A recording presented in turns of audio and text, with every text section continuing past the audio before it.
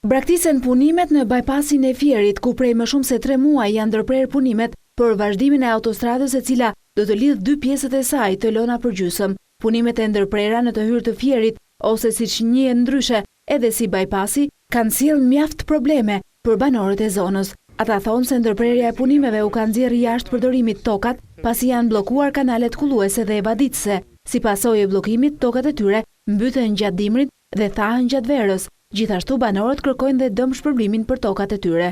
Të gjitha tokat janë plot me ujë, sepse për shkak të punimeve të autostradës edhe janë bllokuar gjithë kullusat.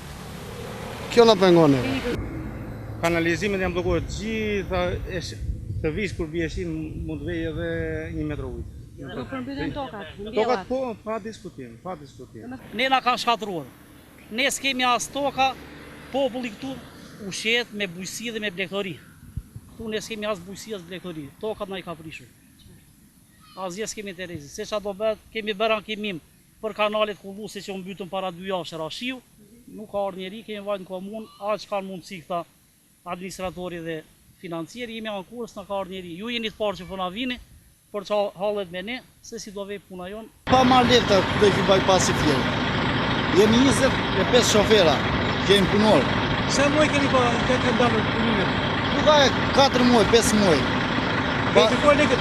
I kemi kërkuar këto. Kjo firmë e fundit i ka dhënë lekë, ato të parë nuk i dhanë. Për ndërtimin e bypassit është alokuar fondi prej 40 milion eurosh, ndërkohë që përfundimi i punimeve është parashikuar që të bëhet në fund të muajit maj, por duke e parë ndërprerjen e punimeve, kjo gjë duket të jetë e pamundur të ndodhë.